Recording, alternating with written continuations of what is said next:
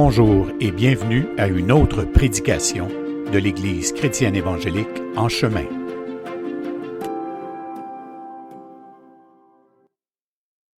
Donc, séance 28, Évangile de Jean. Donc, ce matin, on va visiter un sujet qui est, comment je dirais le mot qui est, c'est un sujet qui est, j'avais le mot tout à l'heure, mais tu sais, qui attire beaucoup d'attention puis de débat, là, qui est, on dit, controversé, mais il y a un autre mot qui est polarisant. Hein? Bon. Hey, j'ai vidé la moitié de mon énergie juste à trouver ce mot-là. Ça va aller bien ce matin. Donc, oui, c'est ça. C'est un sujet qui est polarisant pour ceux qui s'intéressent à la doctrine du salut, qu'on appelle techniquement la sotériologie. Parce qu'il y a différentes façons de regarder le salut. Et en fait, c'est pas tant le salut, je dirais de quelle façon on acquiert le salut. C'est ça qui est polarisant. C'est ça qui crée souvent des débats, à savoir, le salut est l'œuvre de qui ou juste, on sait que c'est l'œuvre de Dieu, tout le monde est d'accord avec ça, mais de quelle façon on est sauvé par Dieu, et c'est là qu'il y a des distractions quelquefois. Donc, on va faire un exercice qui s'appelle s'en tenir qu'aux Écritures. Parce que notre problème, le mien, c'est le problème à tout le monde, c'est qu'on en pense quand même quelque chose par nous-mêmes. On a une certaine sagesse, ça doit pas être déchu, mais on a tendance à s'y fier quand même. Donc, on a beaucoup des d'après-moi, tu sais, d'après-moi. Donc, dépendant du milieu d'où on vient, de différentes expériences de vie, de notre façon de réfléchir aux choses, on est influencé par les philosophies du siècle présent. Il faut toujours se souvenir que les 3 derniers siècles ont été envahis par une idée qui vient du 18e siècle, le siècle des Lumières, qui est le concept de la liberté. Donc, il faut être la liberté et l'égalité. C'est ces 2 grandes valeurs, ça. Et vous allez dire, ben oui, c'est des bonnes idées, ben humainement parlant, absolument. Mais est-ce que la liberté et l'égalité peuvent être, on peut juger, interpréter l'Écriture à partir d'une idée que le monde s'est donnée dans ses philosophies? Tu sais, si Dieu voulait être parfaitement égalitaire et juste, ben, il faudrait qu'il sauve absolument tout le monde. Donc, tout le monde ne sera pas sauvé. Donc, en partant, on peut dire, Dieu est-il juste? Maintenant, Dieu a-t-il à être juste à la manière dont on pense qu'il devrait l'être? Donc, vous voyez, c'est pour ça qu'il y a des schémas de pensée qui viennent des pensées, des philosophies ambiantes et que l'Écriture ne défend pas nécessairement. Donc, c'est ça qu'on va adresser ce matin dans l'Évangile de Jean, dans cette série, séance 28. Donc, la semaine passée, si vous vous souvenez bien, on a vu toute la question des foules qui s'est laissé impressionner. Donc, il est écrit qu'une grande foule avait cru parce que, voyant les miracles que Jésus faisait, donc nous, on se dit, OK, ils ont cru. S'ils ont cru, ils sont sauvés. Croire, c'est être sauvé. Vous êtes d'accord avec ça? C'est comme ça qu'on lui dit. On dit, est-ce que tu as cru ou est-ce que tu n'as pas cru? Donc, toute la question tourne autour de croire ou pas croire. Donc, dès qu'on voit le mot croire ou quelqu'un a cru, on se dit, ça y est, il est sauvé. Mais est-ce que l'Écriture le défend réellement comme ça? C'est ça qui est pas sûr. Donc, ce qu'il faut comprendre, c'est que les foules qui le suivaient pouvaient être amenées à croire. Sauf que on a vu la semaine passée qu'il y a au-delà d'une 50aine de foules. On a vu dans l'Évangile de Matthieu, le mot « foule » revient 49 fois. Donc, généralement, c'était des foules qui ont assisté à des prédications de Jésus ou qui ont été témoins de prodiges. On n'a qu'à penser au mariage de Cana. Il y a quand même du monde qui ont bu du vin qui n'existait pas quelques minutes avant. C'est pas rien, là. C'est pas rien boire quelque chose qui n'existait pas 5 minutes avant, puis que par un miracle, là, il changeait en vin. Tout comme c'est pas rien de manger du pain et des poissons. Dans Jean 6, du pain et du poisson qui n'étaient pas là. Donc, il y a eu la multiplication. Donc, les foules sont exposées à des miracles qui vont au-delà de la raison et de l'explication. Donc, c'est quoi l'effet que ça a sur ta vie si tu es sur cette montagne? Donc, tu es impressionné, puis sur le coup, tu crois. Tu dis, ben oui, il se passe quelque chose. Maintenant, si on accumulait toute la quantité de personnes qui ont composé ces foules, et qui apparemment, des milliers de personnes ont cru en lui, eh bien, quand on résume ça dans l'entonnoir d'Acte 2, au moment où le Saint-Esprit vient sur la chambre haute, ils ne sont que 120. Maintenant, sont où tous ceux qui ont cru? Donc, on devrait s'attendre à ce qu'il soit des milliers et des milliers, et pourtant, ils ne sont que 120. Donc, c'est ça qu'on a vu la semaine passée. Donc, je relis Jean 2, 23, 25, qui dit ceci: « Pendant que Jésus était à Jérusalem, à la fête de Pâques, plusieurs crurent en son nom, voyant les miracles qu'il faisait. » Donc, voici une expérience spirituelle qu'ils ont fait, qui les a amenés à croire. Mais Jésus ne se fiait point à eux, parce qu'il les connaissait tous, et parce qu'il n'avait pas besoin qu'on lui rendît témoignage d'aucun homme, car il savait lui-même ce qui était dans l'homme. Donc, on va approfondir cette idée-là, c'est-à-dire plusieurs crurent en lui. Donc, revenons à cette foule. Donc, ça, je l'ai déjà dit. Cette foule en question, ou ces gens, parce que ici, c'est pas forcément une foule, mais c'est plusieurs, croyaient peut-être, tu sais, parce qu'on dit qu'ils ont cru, mais ils ont cru quoi? Ben, ils ont probablement cru que Jésus était un grand prophète, un faiseur de miracles, voire peut-être même que certains se sont dit, hey, c'est probablement le Messie, là. Il y a personne qui fait des trucs comme ça. Mais ça reste ambigu. Tu sais, même Nicodème, on va voir ça prochainement au chapitre 3 de Jean, lui a été interpellé en disant, écoute, personne ne peut faire ce que tu fais à moins d'être un appelé de Dieu. Là. C'est comme... Mais en même temps, ils attendent un Messie, mais Jésus n'a pas nécessairement la stature qu'on a imaginée du Messie, parce que nous, on les imagine plus grands que nature, plus beaux, plus rayonnants, plus plein de choses. Et Jésus a juste l'air d'un Juif très, très ordinaire. Humble et sans apparence, disait Paul en Philippiens 2. Ésaïe 53, il n'y avait rien pour attirer les regards. Donc, Nicodème, comme n'importe qui d'entre nous, se disait, OK, il manifeste quelque chose d'assez extraordinaire, mais en même temps, c'est tellement ordinaire de quoi il a l'air. C'est pour ça qu'on disait dernièrement, le Dieu ordinaire, nous, on veut toujours sublimer ça. Puis dans les églises de notre temps, on veut que ça devienne, il faut que ça soit spectaculaire. Donc, puisque Jésus l'est pas tant spectaculaire, ben nous, on va rajouter du spectacle autour de ça. On est dans l'ère d'Hollywood. Faut que ça attire les regards, faut que ça impressionne. Et c'est ce qu'on a choisi de pas faire dans cette église. On ne veut pas rendre ça plus impressionnant. C'est pas ce qu'on en fait qui est supposé d'être impressionnant. Il est lui-même, Dieu, dans sa bonté et sa grâce, absolument impressionnant.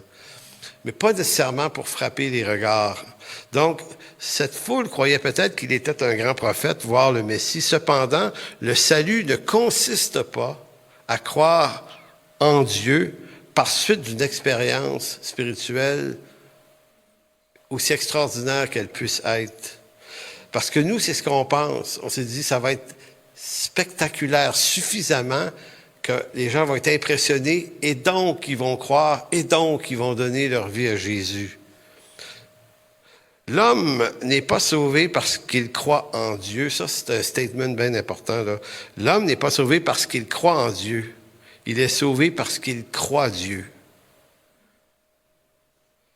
Ça sonne quasiment pareil, et c'est deux univers pourtant.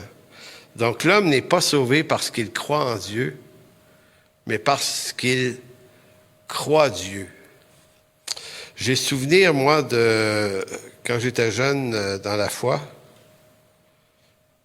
je suis encore, quand même, je ne vais pas me vieillir, mais je me souviens que des fois, il y avait des vedettes qui se convertissaient. Je me souviens d'un joueur de hockey du Canadien. Non, tu avais joué pour Buffalo. Qui? Non, ouais, ben, il y a ça, mais bien avant ça, dans les années 80, je me souviens, c'était-tu Pronovo, son nom? Qui s'était converti?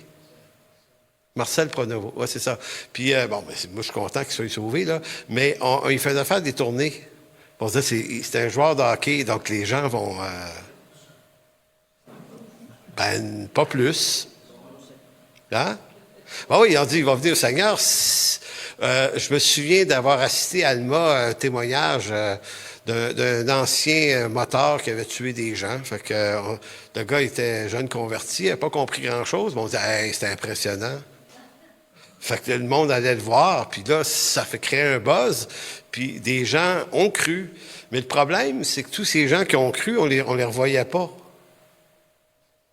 En d'autres mots, ce qui s'est passé ici, dans Jean 2, ça se passe à travers les siècles. Donc, nous, on se laisse impressionner, on veut rendre ça impressionnant, ou on se laisse impressionner, puis on pense que ça y est, l'impression que ça fait sur nous crée la conversion. C'est là ce qui fait la différence entre une personne réellement sauvée et une personne qui ne l'est pas. Une personne peut croire au sens qu'elle peut être habitée par un sentiment religieux suite à une expérience religieuse, mais ça ne sauve pas. Combien de gens au Québec, selon vous, croient Dieu, pour ça je ne veux pas dire croient en Dieu, mais croient Dieu, et combien de personnes au Québec croient en Dieu? Sondage à l'appui. Sondage CROP, Le Devoir, qui date de 2010, ça fait quand même un petit bout, 14 ans, mais on avait fait un sondage au Québec, il y avait 950 répondants, et sur les 950 répondants, plus de la moitié se disait impressionné par Jésus, le personnage. En d'autres mots, quand j'ai lu ça, je me dis, on dirait la même gang que dans Jean 23. Ils crurent à cause des miracles que Jésus a fait. Ils ont été impressionnés. Donc, on dirait que la moitié, plus de la moitié, et plus du tiers se qualifie, le considère comme un modèle de vie. Ça, c'était l'autre affaire. Et on aboutit à l'idée que, en gros, le sondage disait que 76% des Québécois croyaient en Jésus. Bon, mais si croire en Jésus, c'est une conversion, ben 76% des gens auraient dû aller dans une église. Tu sais, la logique biblique, là, c'est ça. S'ils se sont convertis et appartiennent à Jésus, les églises devraient être bondées. Le dimanche, il devrait y avoir du trafic plus que jamais. Hey, 76% de la population qui embarque dans son auto le dimanche matin, tous les ponts sont jammés, là. Ces restaurants sont vides. Donc, en 2010, par contre, qui fréquentait une église au sens d'une conversion réelle, animée, allumée par la parole? On pourrait dire plus ou moins 1%, mettons. Donc, l'autre 75%, ils sont où? Ben, c'est ça, ils sont pas là du tout. Et plus récemment, il y a un sondage qui a été fait, là, 2020-2021, qui disait qu'au Québec, encore 50% des gens disaient croire en Jésus. 50%. Ça, c'est ce qui se dit en ce moment. Donc, ça veut dire quoi? Ben, ça veut absolument rien dire. Parce qu'on va voir aujourd'hui que ce qui fait la marque, ce qui confirme le salut, ce n'est pas de croire en Jésus. Vous allez dire, oh, blasphème. Il me semble que c'est ça. Ben, pas selon l'Écriture. Selon un folklore évangélique, on se dit ça. Mais c'est là, le concept de foi auquel on est appelé, c'est qu'il faut contourner la façon qu'on a traditionnellement de réfléchir et de dire les choses, puis aller au cœur de l'Écriture qui, elle, nous appelle souvent à renoncer à des bien bonnes idées. Donc, chez les évangéliques, l'impression consacrée pour prétendre ou affirmer qu'une personne est sauvée, c'est souvent cette phrase-ci, « J'ai accepté Jésus dans mon cœur ». Dans mon cœur. Bon, OK. Maintenant, remarquons si cette affirmation appartient à l'Écriture. vous trouverez jamais une phrase dans le Nouveau Testament qui dit quelque chose comme ça. « Accepter Jésus dans mon cœur ». Si tu crois dans ton cœur, il y a d'autres phrases en passant. Mais j'ai accepté Jésus dans mon cœur, c'est pas du tout là. Et on va voir des exemples de qu'est-ce qui est réellement dit. Donc, Jean 8. Jean 8, Jésus rencontre des docteurs de la loi, des scribes et des juifs. Et Jean 8, c'est un très long chapitre et c'est c'est un chapitre chargé de mots forts. Jésus, là, il traite ces gens-là, à un moment donné, il les traite de fils du diable. C'est pas rien, là. C'est vraiment pas rien. C'est des docteurs de la loi, hein, c'est pas des païens, là. Ils n'étaient pas sur le party le soir d'avant, eux autres, là. C'est pas n'importe qui traite de fils du diable. C'est également le chapitre où il va dire « Vous connaîtrez la vérité vous rendra réellement libre ». C'est également le chapitre où il va dire « Avant qu'Abraham fût, je suis ». Il y a du stock dans Jean 8, puis qu'on arrive là, ça va prendre 3 mois à traverser ça, je pense. Mais c'est long. Je pense que Jean 8, c'est aussi long, c'est probablement aussi long, sinon plus long que certaines lettres de Paul, juste un chapitre. Donc, après avoir discouru avec ces hommes, ces scribes, les docteurs de la loi et tous ces gens-là, Jésus amène une conclusion flamboyante au verset 51. C'est comme si il disait, OK, les gars, on va couper la discussion court. Je vais vous résumer ça en une phrase bien simple. En vérité, je vous le dis, si quelqu'un garde ma parole, il ne verra jamais la mort. Quand on lit la Bible, des fois, on lit vite, mais on ne réalise pas ce qui vient d'être dit qui est choquant, qui peut être choquant. Il est en train de dire que le salut ne dépend pas de ce que tu as accepté ou pas accepté, ou de ce que tu as cru ou pas cru en lui.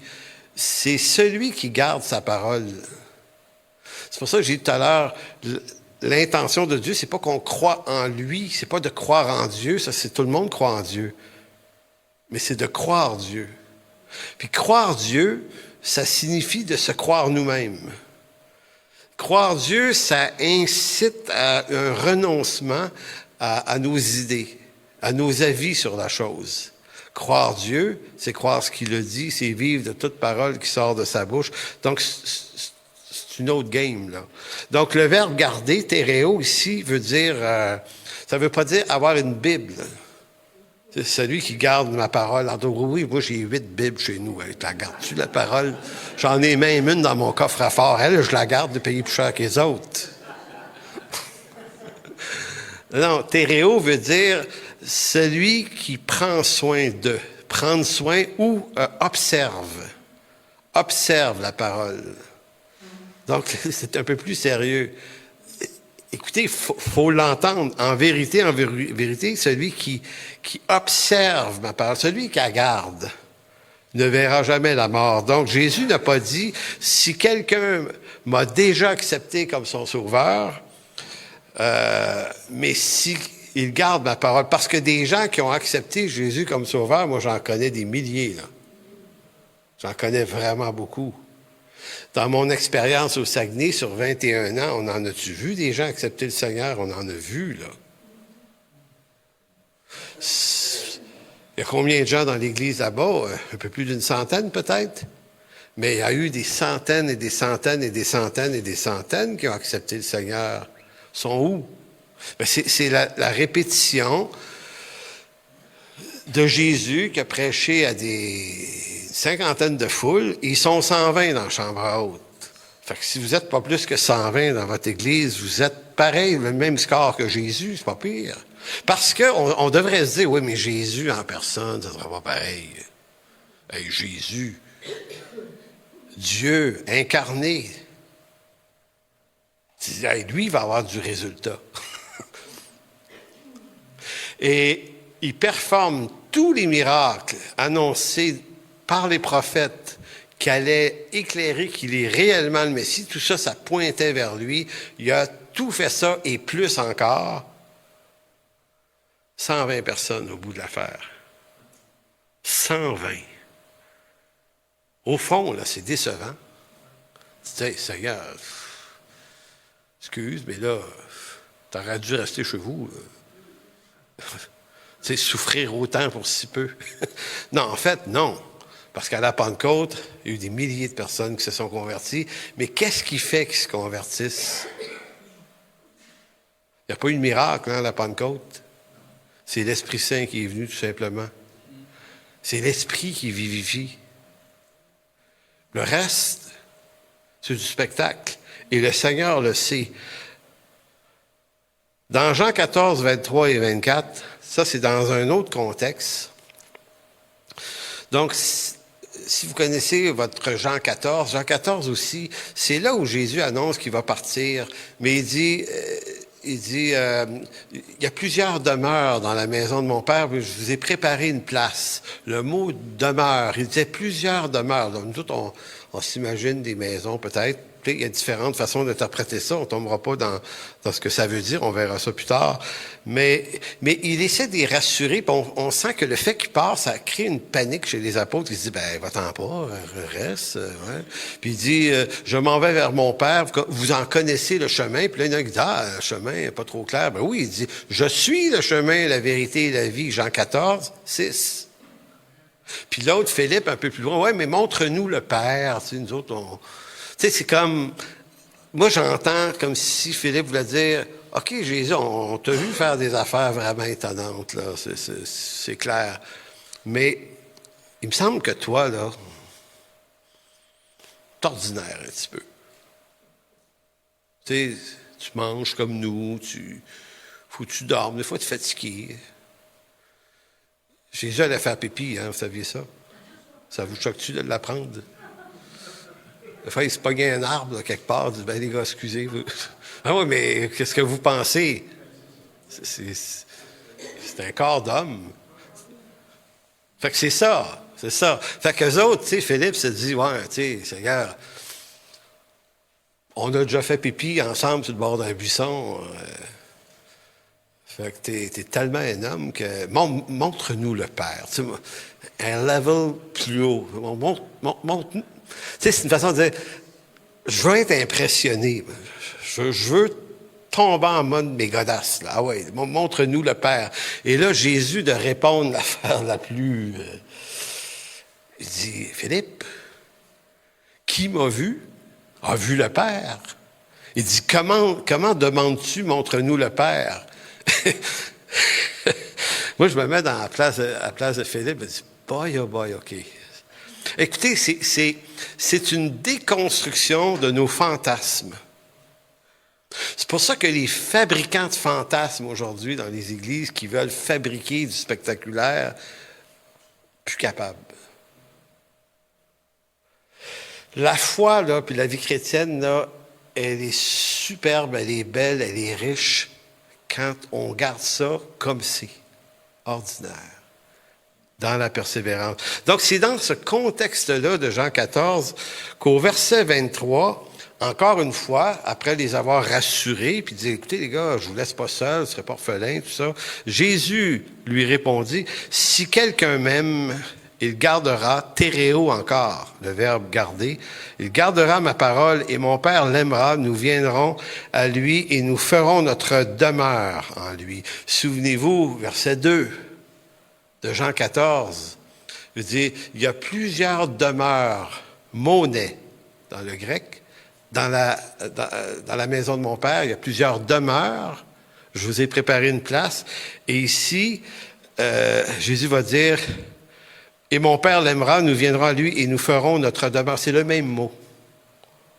Nous ferons notre demeure. Donc, il y a une demeure, puis on est à la fois la demeure. Et Dieu, le Fils et le Père, avec nous, on devient une demeure de Dieu. Quand même pas rien. Verset 24, « Celui qui ne m'aime pas ne garde point mes paroles. Et la parole que vous entendez n'est pas de moi, mais elle est du Père qui m'a envoyé. » Donc, qu'est-ce qu'on remarque encore dans cet évangile de Jean, chapitre 14? C'est le verbe « garder ». C'est encore une question de garder la parole. Et ici, c'est beaucoup plus tranchant. Celui qui ne m'aime pas ne garde point mes paroles. Ouais, mais il a donné sa vie à Jésus il y a 15 ans. Celui qui est sauvé le montre par son attachement à la parole. Maintenant, un petit bémol ici. Il y en a qui vont dire, ouais, des fois, j'ai pris de bord une couple d'années.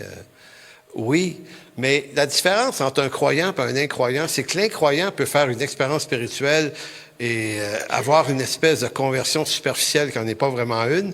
Et quand il s'en retourne, ça disparaît de sa tête complètement. Mais moi, ce que j'ai remarqué dans mon parcours pastoral, c'est que moi, je connais des croyants, des chrétiens, des gens qui sont vraiment sauvés, qui ont abandonné.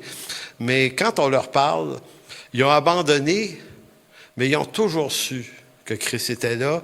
Et c'est un peu comme un égaré qui, à un moment donné, tôt ou tard, va revenir au Seigneur. Le salut est ainsi fait que tu vas revenir. Donc, ça ne dit pas que tu ne peux pas te perdre de temps en temps, que tu ne peux pas passer à côté, que tu ne peux pas avoir des moments de rébellion puis d'égarement de tout ça. Ça ne dit pas ça. Ça dit que néanmoins, celui qui appartient à Jésus va toujours revenir à la parole. C'est plus fort que lui. Alors que celui qui n'appartient pas du tout à Dieu, lui, il va aller se trouver autre chose. Donc, celui qui ne m'aime pas ne garde point mes paroles, et la parole que je vous entendez n'est pas de moi, mais du Père. Donc, la question cruciale ici, dans ce texte, n'est pas si un jour tu as accepté Jésus dans ta vie, c'est si tu aimes ou non sa parole. Donc, ce que je suis en train de dire, ce qui démontre le salut dans la vie de quelqu'un, c'est pas ce qui s'est passé un jour ou l'autre, peu importe à quel âge l'expérience est arrivée. La question, c'est où est-ce que se trouve la parole? La question, c'est pas de savoir c'est-tu dur, c'est-tu difficile, j'ai-tu des troubles, j'ai-tu des problèmes. Non, ça, on en a tous.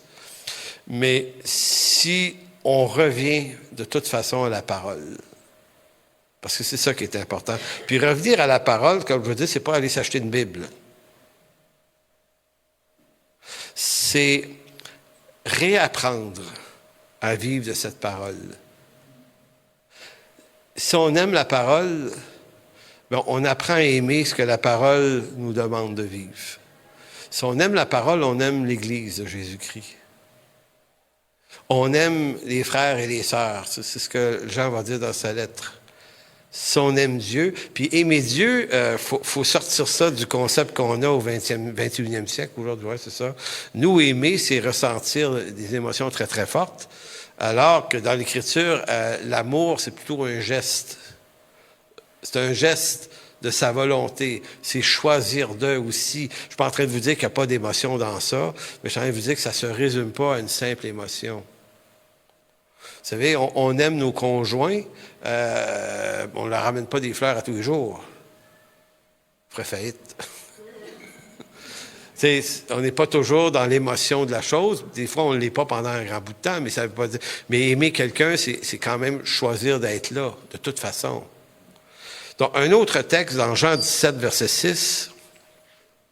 Là, ici, c'est la prière que Jésus adresse à son Père, dans la fameuse prière de Jean 17. Et ça culmine au verset 6. Pendant la prière, il dit ceci, « J'ai fait connaître ton nom aux hommes que tu m'as donné du milieu du monde. » Donc ici, remarquez qu'il y a un détail, c'est aux hommes que tu m'as donné. C'est pas aux hommes qui m'ont accepté. C'est les hommes que le Père a donnés. Pas vrai? Du milieu du monde, ils étaient à toi, tu me les as donnés, ils ont gardé ta parole. Remarquez-vous la répétition, le verbe garder, le verbe téréo, ils ont gardé ma parole. Donc encore une fois, Jésus va dire, ils se distinguent ceux que tu m'as donnés par leur attachement à la parole. Donc ceux que le Père donne aux fils ne sont pas identifiés comme ceux qui ont cru ou accepté Jésus dans leur vie, quelque part dans leur pèlerinage de vie, mais c'est encore une fois ceux qui ont gardé la parole. Donc, n'est pas sauvé celui ou celle qui dit avoir reçu ou donné sa vie à Jésus à l'âge de 10 ou 12 ans, ou en tant qu'adulte, il y a 10 ou 15, 20 ans. C'est intéressant, mais ça dit rien, ça. Est vraiment sauvé celui qui persévère malgré tout dans la parole de Dieu, celui qui croit que Dieu, qui croit Dieu et non pas seulement qui croit en Dieu.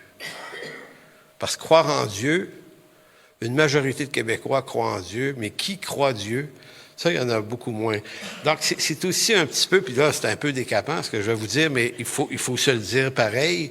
Des fois, on se dit, comme parents, on se dit ça, ouais, mais tu sais, mon fils, ça, il a tout laissé tomber, ou ma fille. Mais quand il y a 8 ans, on a prié ensemble. Il a donné sa vie à Jésus. Maintenant, on se dit, je comprends qu'on s'attache à des moments comme ça, parce que ça nous donne de l'espérance. Il me semble que s'était passé quelque chose. Ou on peut dire ça de quelqu'un d'autre, un confrère, un cousin, peu importe, dans nos familles. Il est venu à l'église une fois, puis il a donné sa vie à Jésus. Je m'en souviens, je l'ai vu devant la main. Tu dis, OK, mais c'est pas ça la question. La question, c'est qu'est-ce qu'il fait de la parole?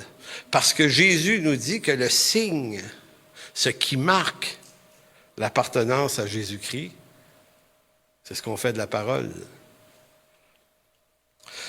Donc, on peut s'inventer toutes sortes de théories, de couloirs à côté pour dire, ouais, mais tu sais, Dieu nous laisse libre quand même, on peut revenir, pas revenir. On essaie de trouver toutes sortes de trucs. Et tous ces trucs-là, c'est des trucs que l'Écriture ne défend pas, mais l'Écriture défend ceci. Donc, c'est la persévérance des saints ceux qui restent attachés à l'Écriture, cette parole qui sort de la bouche de Dieu, qui est l'étalon de mesure de la vraie foi. De deux choses l'une, ou bien ceux qui ont abandonné la foi n'ont jamais appartenu à Jésus, c'est ou bien ça, ou bien ceux qui l'ont abandonné appartiennent à Dieu, mais dans ce cas-ci, qu'est-ce qui arrive? Ils vont être repris par Dieu. Pourquoi? Hébreux 12. Car le Seigneur châtie celui qu'il aime, il frappe de la verge tous ceux qu'il reconnaît pour ses fils. Donc, c'est ce que Dieu fait avec ceux qui lui appartiennent et qui l'abandonnent. On ne s'en sort pas indemne. Et on va tomber, on va se tromper souvent, mais que fait celui qui appartient à Dieu? Il se relève. Il saisit la grâce à nouveau, puis il continue. Donc, supporter le châtiment, c'est comme à des fils que Dieu vous traite, car quel est le fils qu'un père ne châtie pas? Si vous êtes exempt du châtiment auquel tous ont part, donc tous ceux qui appartiennent à Dieu ont part, vous êtes donc des enfants illégitimes et non des fils. Donc, la lettre aux Hébreux départageait déjà cette idée-là. Allons dans Jean 6 maintenant. En Jean 6, Jésus instruit ses apôtres au sujet de ceux qui le suivent sans être sauvés. Et ça, c'est dans le contexte. Qu'est-ce qui s'était passé dans Jean 6? Le miracle des pains et poissons. C'est énorme. Donc, ça commence par une apothéose. Pains et poissons multipliés fait manger une foule de 5000 personnes, sans compter les femmes et les enfants. Écoutez, c'est de la bouffe, là. C'est quelque chose, là. Donc, il y a un effet, ça. Mais juste après, au verset 59, Jésus dit ces choses dans la synagogue, enseignant à Capernaum. Plusieurs de ses disciples, là, retenez, on dit ses disciples, après l'avoir entendu dire ces choses-là, cette parole est dure, qui peut l'écouter? Donc, en d'autres mots, Jésus a le don de casser le party. On peut dire ça de même. Là, c'est comme s'il y avait 5000 personnes ici, là, puis qu'on les amenait au Seigneur, puis on multipliait de la bouffe. Puis là, tu sais, tu pognes quelque chose dans ce temps-là, tu dis, wow, c'est vraiment passé quelque chose. C'est effrayant, c'est étonnant. Tout le monde est en pamoison.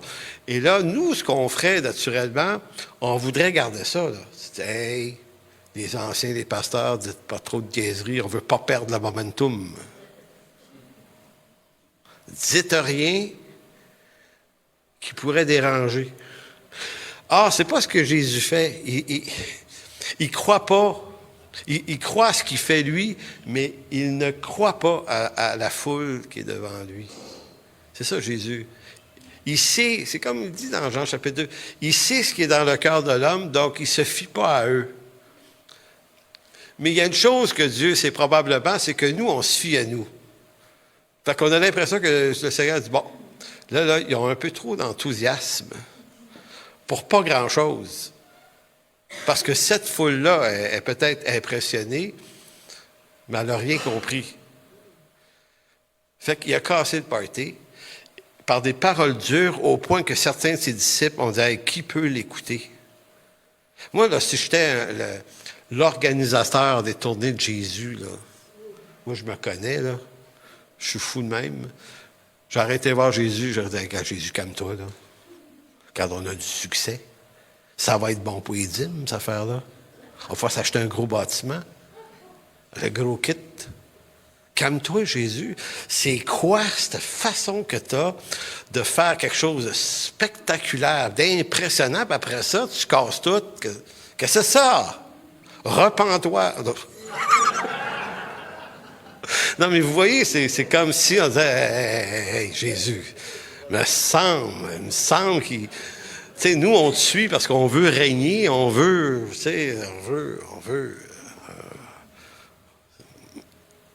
Donc, Jésus, sachant lui-même que ses disciples murmuraient à ce sujet, leur dit « Cela vous scandalise-t-il? » C'est tellement... Je ne sais pas si c'est drôle, là, mais c'est pittoresque, en tout cas. Pittoresque, moi, j'ai le mot. Verset 62, il dit « Si vous voyez le Fils de l'homme monter où il était auparavant... » Et verset 63, c'est là que il ferme la patente. Il dit « C'est l'esprit qui vivifie, la chair ne sert de rien. » Donc, tout ce que vous avez vu, là, c'est la chair. Je vous ai fait une démonstration de comment la chair de l'homme réagit. Et l'esprit vivifie ici, vous ne pouvez pas utiliser ça dans un temps de louange. Vous ne pouvez pas utiliser ça pour dire on va faire venir le Saint-Esprit puis ça va nous vivifier. C'est pas dans ce sens-là. C'est l'expression grecque qui vivifie, c'est par le Saint-Esprit qu'on accède à cette vie, la vie spirituelle. Donc, c'est pas vivifier au sens d'un bout spirituel après-midi, là. Mais je vous dis pas que ça peut pas arriver. Mais c'est pas ça ici que c'est en train de dire. La chair ne sert de rien. C'est une question de vie de l'esprit. Donc, ce qu'on vient de voir, là, le miracle des pains et des poissons, c'est comme si Jésus disait, c'est extraordinairement miraculeux, mais tout l'effet que ça a sur la foule, c'est juste de l'exciter par du spectaculaire. Maintenant, mon œuvre, c'est pas ça. C'est une vie de l'esprit. C'est pour ça que dans l'Évangile de Jean, à partir de maintenant, il va être souvent question de la vie de l'esprit. Quelques versets plus loin, on rentre dans l'explication que Jésus donne à Nicodème. Il faut que tu naisses de l'esprit. Tout ça, c'est ensemble. Donc, les paroles que je vous dis sont esprit et vie, mais il en est parmi vous quelques-uns qui ne croient point. Et pourtant, il les a appelés ses disciples. Car Jésus savait dès le commencement qui étaient ceux qui ne croiraient point et qui était celui qui le livrerait. Et il ajouta, c'est pourquoi je vous ai dit que nul ne peut venir à moi si cela ne lui est donné par le Père, pas par des poissons, même multiplié par un miracle extraordinaire. On ne vient pas à Jésus par des pains et des poissons. Ça nous fait passer une très belle journée, par contre. On sort de là le ventre plein, puis heureux, impressionné d'avoir vu ça. Mais on ne vient à Jésus que si le Père nous attire. C'est incroyable. Dès ce moment, plusieurs de ses disciples se retirèrent et ils n'allaient plus avec lui. Fascinant. Il vient de leur dire comment ça marche. Ils savent. Non, on n'aime pas la méthode. Nous, on veut venir de nous-mêmes. Jésus dit non, à moins que le Père ne t'attire à moi, tu ne peux pas venir. Ben là, wow. Ciao, bye. Je retourne dans mes affaires. C'est ici que Jésus va dire aux 12, et vous? Là, il retourne, il reste juste 12 gars. Je ne sais pas comment vous dire. Il y avait une foule. Il y était des milliers. À un moment donné, ça s'est réduit un peu, puis il en reste encore une couple. Puis là, j'ai dit, comment je pourrais bien lui mettre ça tellement clair qui ne pourront pas survivre à ce que je veux dire, parce que le Seigneur ne nous entretient pas dans un mensonge. Il ne nous entretient pas dans le mensonge de notre émotion sur les choses d'en haut. Il est le chemin et la vérité. La vérité. Donc, il leur a envoyé une dernière salve, puis ça a fait qu'au bout de l'affaire, il ne restait plus personne, juste les 12. Et là, tu t'imagines être parmi les 12, hey, quelle journée scrapée, toi. Il semble qu'hier, on était, ou hier, ou aujourd'hui, on était des milliers. Ça marchait full pin. On était en train de fabriquer les cartes de membres, là, nous autres, là. Puis en plus de ça, on peut faire plus qu'une église avec Jésus. On peut faire de l'œuvre humanitaire en masse. On n'a même pas besoin d'aller voir les grossistes en alimentation pour qu'ils nous fournissent de la bouffe. Il peut, lui, multiplier. On a juste à y amener une coupe de poisson, puis de pain, puis de la patente et ketchup avec lui, là. Bon, ça c'est vrai. L'affaire est ketchup, c'est une vieille expression québécoise qui veut dire, l'affaire est ketchup, ça veut dire, on est en business. L'affaire est ketchup, on est en business. Non, mais écoutez, c'est des humains comme nous. Pensez pas qu'eux autres se sont pas dit, hey. Tu vas te coucher ce soir-là, là, vraiment, les gars. Ça avait bien commencé un matin, mais là, à soir, on est rien que 12 encore. Et donc, il dit aux 12, et vous, ne voulez-vous pas aussi vous en aller, tu sais, d'un coup parti? Puis c'est là que tu vois qui est appelé par le Père vers le Fils. Et Simon répondit, Seigneur, à qui irions-nous? Tu as les paroles. C'est pas, t'as l'émotion, t'as spectaculaire, là, Non, il dit, il ramène ça à la parole. Et Jésus avait dit, celui qui m'aime va aimer ma parole. Et là, Pierre répond quelque chose de magique. Non, pas magique, de merveilleux. Tu as les paroles de la vie éternelle. Et nous avons cru, mais nous avons connu que tu es le Christ, le Fils, le Saint de Dieu. Donc, tout ça, c'est extraordinairement beau, je trouve, ce texte-là, parce qu'il y a des détails inscrits dans le texte qui nous montrent que ça ne se passe pas comme nous, on aime l'imaginer. En disant cela, Jésus vient éclairer comment l'homme est sauvé. Ce n'est pas une expérience spirituelle quelconque ou un miracle qui sauve l'homme, mais c'est une œuvre de l'Esprit de Dieu. Donc, si on revenait à tous les conviés, parce que souvenez-vous que le chapitre 2 avait commencé par un miracle, tous les conviés aux noces de Cana qui ont bu un vin nouveau n'ont pas suivi Jésus. Aucun. Parce que le vin que Jésus a fabriqué à partir de l'eau était l'image spirituelle de la nouvelle naissance. Eux, ils ont juste eu le signe. Mais le signe ne sauve pas. C'est la réalité de l'esprit en tant que vin nouveau qui sauve pour de vrai. C'est pour ça que le verset qu'on a lu tout à l'heure, c'est l'esprit vivifie, la chair ne sert de rien. Je vous le relis dans la version Sommaire qui le rend de façon très, très précise. C'est l'esprit qui donne la vie. L'homme n'aboutit à rien par lui-même. Donc, c'est ce que Jésus a voulu faire, déconstruire les fantasmes que même ses apôtres avaient. Et c'est pour ça que on fait confiance à Jésus, parce qu'il n'y a pas une réaction d'homme. Contrairement à nous, on se laisse impressionner partout. Mais le Seigneur est vraiment d'une autre classe de personnes. Tu ne peux pas l'acheter, tu ne peux pas le contrôler. Il n'y a rien, aucun événement qui peut le contrôler. Il sait exactement qui sont ces gens-là, qui lui appartient, qui ne lui appartient pas. Ça fait de Jésus un être absolument unique et exceptionnel.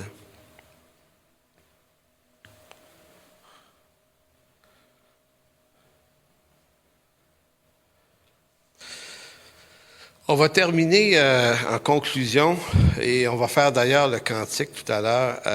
Seigneur, à qui irions-nous? Toi seul, les paroles de la vie éternelle. Donc c'est pour ça qu'on va faire ce chant-là matin, parce que c'est une des grandes affirmations du Nouveau Testament.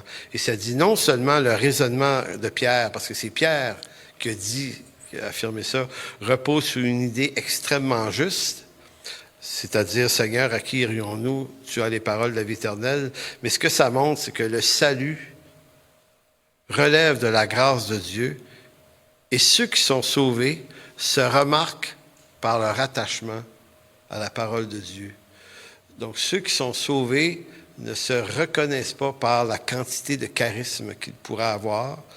Ça ne se reconnaît pas par la quantité d'œuvres qu'on peut faire, parce que des œuvres, des incroyants peuvent en faire des bien plus grandes que nous, de toute façon. C'est notre attachement à la parole qui est probablement le signe le plus distinctif de notre appartenance au Seigneur Jésus-Christ. Amen. Alors, Seigneur, mon Dieu, on veut te dire merci. Seigneur, des fois, ta parole, elle ne dit pas exactement ce qu'on a envie de penser. On est aussi contaminé par les idées, les philosophies du siècle présent. On en pense quelque chose, nous aussi, par nous-mêmes. Et Seigneur, l'œuvre de ta parole, c'est de déconstruire en nous ce raisonnement et de renouveler notre intelligence afin qu'on puisse apprendre à réfléchir à travers les couloirs de ta parole, ce qui signifie de renoncer au nôtre. Et Seigneur, ça aussi, c'est une œuvre de l'Esprit. Seigneur, on peut bien prendre la décision de prendre ça au sérieux, mais Seigneur, notre prière ce matin, c'est de t'implorer, Seigneur, que tu nous fasses la grâce de nous donner un appétit renouvelé pour ta parole, même si on a l'impression de l'avoir lu des dizaines de fois, même si on a l'impression que ça ne nous parle plus. Et bien souvent, même quand on traverse des temps difficiles, il y a comme quelque chose en nous qui nous fait s'en éloigner, comme si on a moins le goût de la lire, et alors que c'est dans ces moments-là que ta parole doit être un refuge pour nous. Toi, Seigneur, tu dois être un refuge.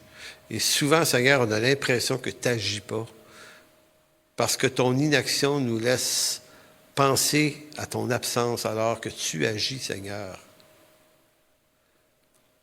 Le psaume 84, verset 6, dit « Celui qui prend appui sur l'Éternel trouve devant lui des chemins tout tracés. » Alors, merci, Seigneur, pour cette voie, ce chemin que tu es pour nous. Et Seigneur, donne-nous un appétit renouvelé pour ta parole, parce que c'est là, Seigneur, que les informations sur le chemin se trouvent. Alors, merci. Amen. Pour toute information, n'hésitez pas à communiquer avec nous à info@égliseenchemin.com.